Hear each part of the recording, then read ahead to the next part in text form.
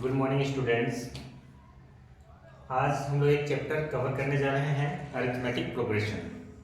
Arithmetic progression जो है वो अलजेब्रा का पार्ट है। अलजेब्रा में polynomials, linear equation, quadratic equation और अरिथमेटिक प्रोग्रेशन, ये चार चैप्टर जो हमें इसमें कवर करना होता है। और ये चारों चैप्टर से हमें 20 मार्क्स जो है इसमें क्वेश्चन आएंगे 20 मार्क्स का।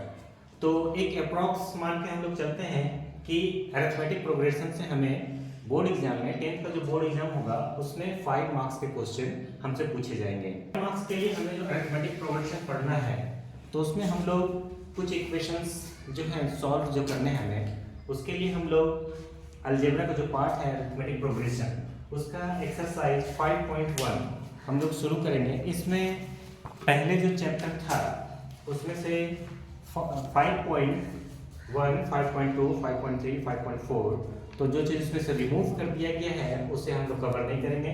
आज हम लोग शुरू करेंगे एक्सरसाइज 5.1। 5.1 तो सबसे पहले हम लोग अरिथमेटिक प्रोग्रेशन का बेसिक जो है उसको हम लोग समझ लेते हैं कि बोलते किसको, अरिथमेटिक प्रोग्रेशन में हमें पढ़ना क्या है।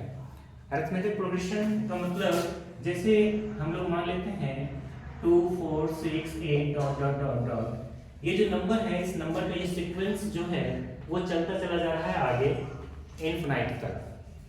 अब इसमें हम लोग कॉमन चीज जो देखते हैं इसका डिफरेंस, ये दो नंबर के बीच का जो डिफरेंस है वो 4 - 2 = 2।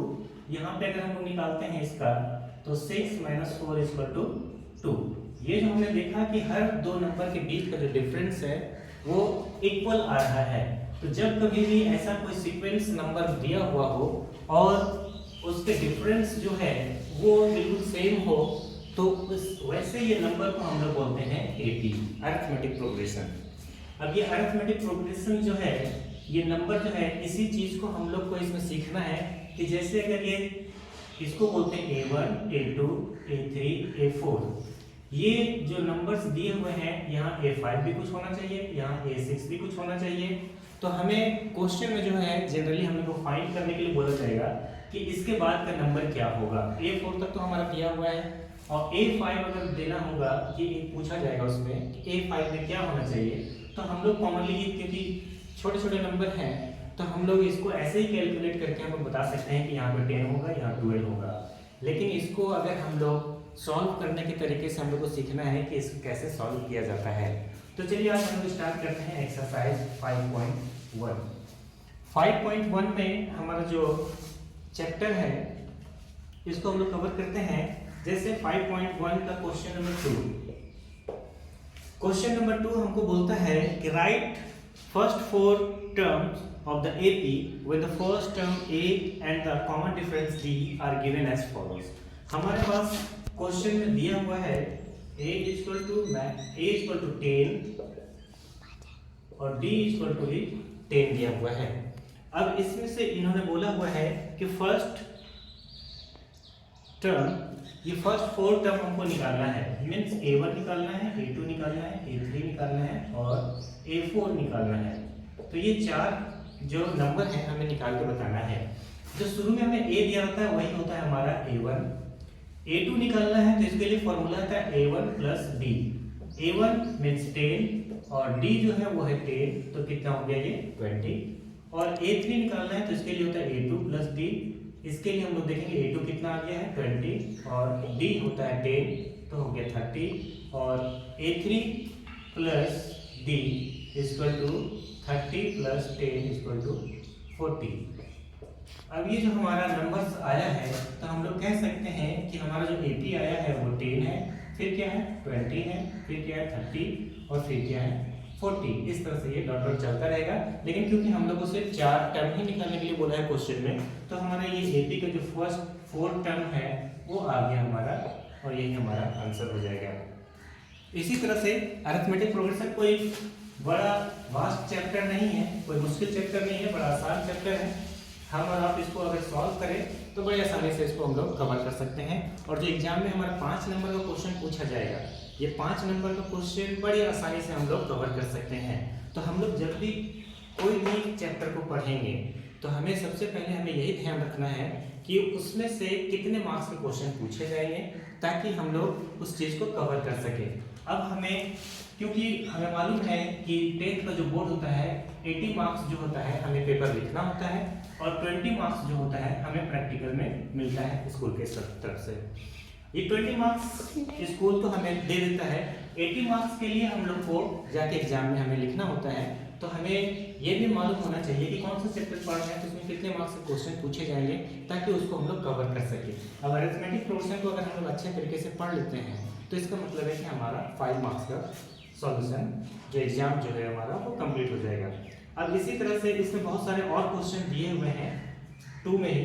2 का ही जो हमने अभी 1 नंबर क्वेश्चन बनाया इसमें 5 क्वेश्चन हैं, तो बाकी के सारे क्वेश्चन भी हम लोग सॉल्व करेंगे। अगर वो नहीं बनेगा तो फिर उसको नेक्स्ट डे हम लोग उसको कवर करेंगे। तो ये आप लोगों को अपने से बनाना है ताकि आप लोग इसको प्रैक्टिस करके सीख सकें। नेक्स्ट जो हमारा सेशन होगा उसमें हम लोग उसको पूरा एक बार एक क्वेश्चन को सॉल्व करेंगे। आज हम लोग सिर्फ ब्रीफ में देखते जा रहे हैं कि हर एक क्वेश्चन का क्या सॉल्यूशन होता है। जैसे क्वेश्चन नंबर 3, क्वेश्चन नंबर 3 में जो हमारा क्वेश्चन बोल रहा है,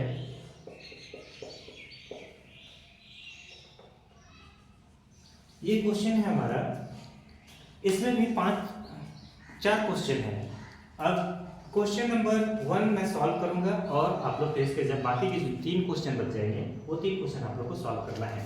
क्वेश्चन नंबर 3 में क्या बोल रहा है कि for the following APs right the first term and the common difference. इसमें से बताना है कि फर्स्ट टर्म क्या है, कॉमन डिफरेंस क्या है। तो बहुत ही आसान है, जैसे कि मैंने बताया कि फर्स्ट टर्म मतलब A1 को A बोल सकते हैं, A भी लिख सकते हैं। तो फर्स्ट टर्म क्या है तो हमें सिर्फ यहाँ देखना है कि शुरू में क्या नंबर है, 3, बस हो गया हमारा यही आंसर। और जो D निकालने के लिए बोला है कॉमन डिफरेंस D, तो D निकालने के लिए क्या होता है A2 माइनस A1।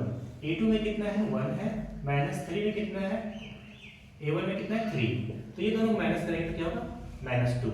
यही आंसर, ये दोनों जो आंसर है ये हमारा सॉल्यूशन हो गया। बहुत ही आसान है, बहुत ही आसान से हम उसको बना सकते हैं। और भी इसका 3 क्वेश्चन है उसको आप कवर करेंगे, अपने से खुद से उसको बना के देखेंगे।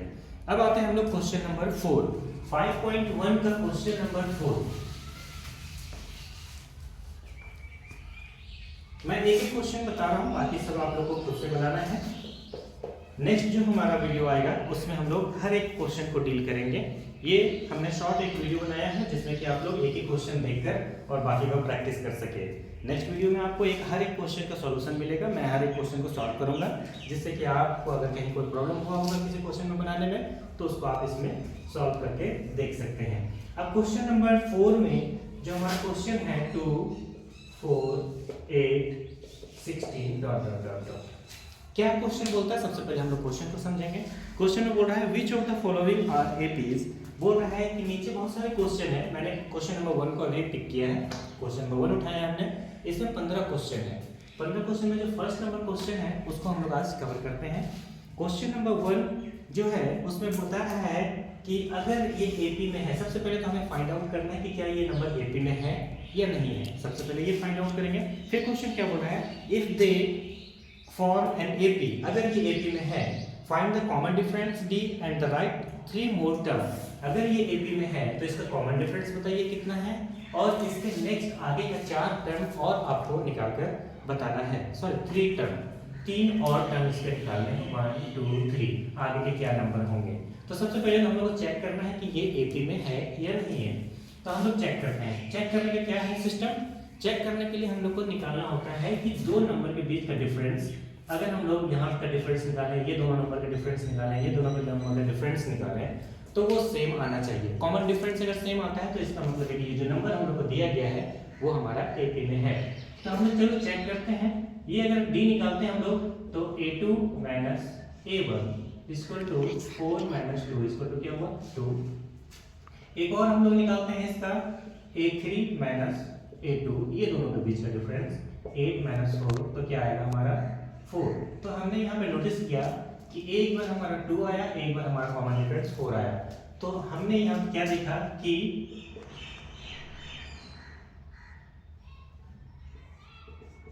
Given number is not in AP.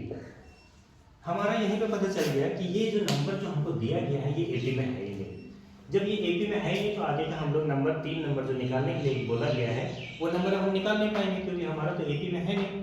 अगर ये नंबर एपी में रहेगा तभी हमें आगे का 3 नंबर निकालना है, और यहीं पे हमें पता चल गया कि एपी में नहीं है तो हम सिर्फ ये लाइन लिख देंगे, given number is not in AP, हमारा ये नंबर एपी में नहीं है, तो ये नंबर ये हमारा सॉल्यूशन यहीं पे खत्म हो जाता है।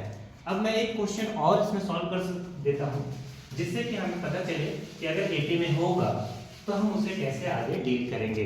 जैसे मैं कोई क्वेश्चन एक उठाता हूँ जिसमें कि हमें पता चले कि हाँ ये एपी में है, तो उसको हम लोग आगे उसका एक पूरा सॉल्यूशन उसका बनाएंगे।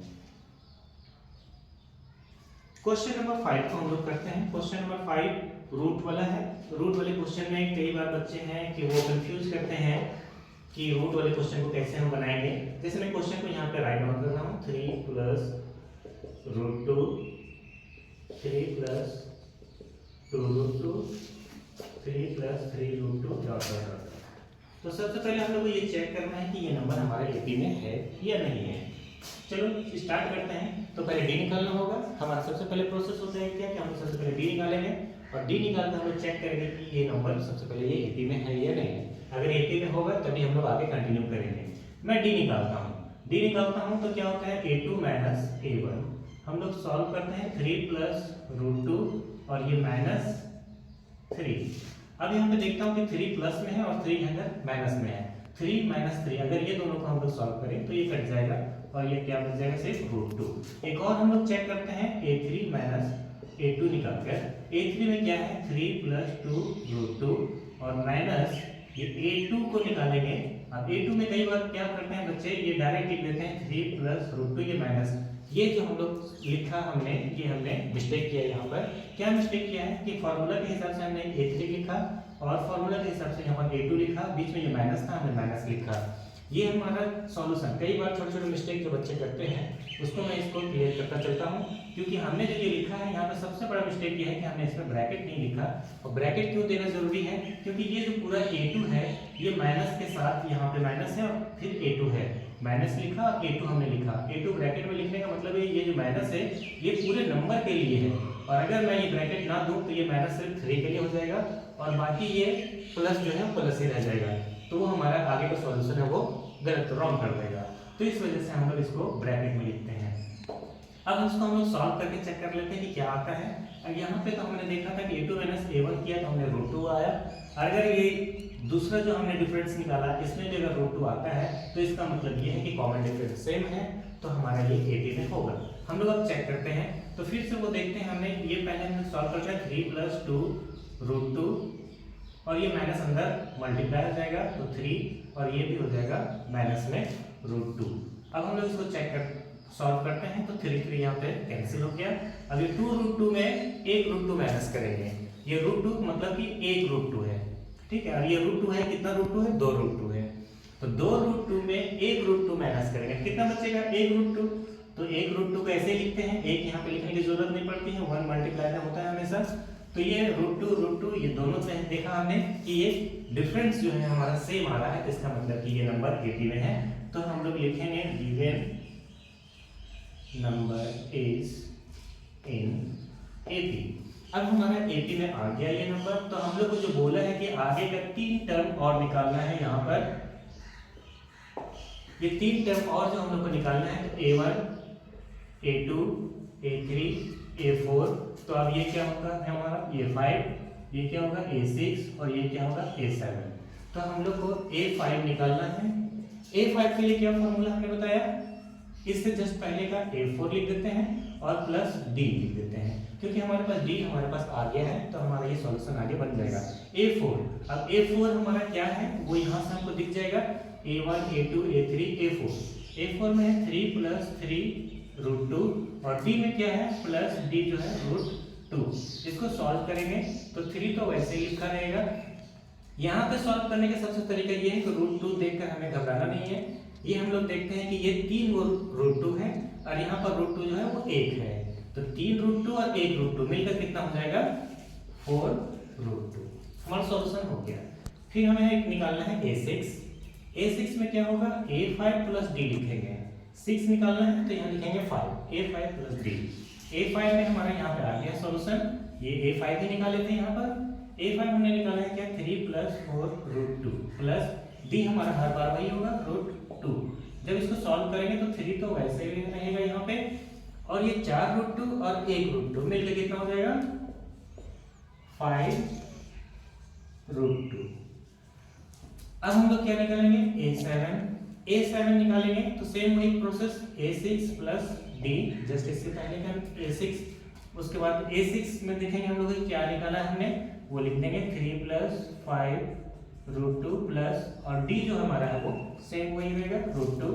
अब इसको सॉल्व करेंगे तो 3 तो वो रहेगा शुरू का, और ये सेम फैमिली का है तो ये √2 वाला √2 के साथ सॉल्व होगा। ये 5 √2 और 1 √2 मिलकर कितना हो जाएगा 6 √2। तो ये 3 हमें निकालने के लिए बोला गया, वो हमने निकाल के ये सॉल्व किया। Thanks for watching our video. और ये हमने आज कवर किया है 5.1 एक्सरसाइज। 5.1 का जो क्वेश्चन नंबर 1 है वो ऑब्जेक्टिव है सारे। ऑब्जेक्टिव के लिए डिटेल में एक वीडियो बनाऊंगा। ऑब्जेक्टिव में सिर्फ वो समझाने की बात है कि वो कैसे ऑब्जेक्टिव को सॉल्व करेंगे और उसका आंसर क्या होगा, ये हमें उससे सॉल्व करने से पता चलेगा। Thanks for watching.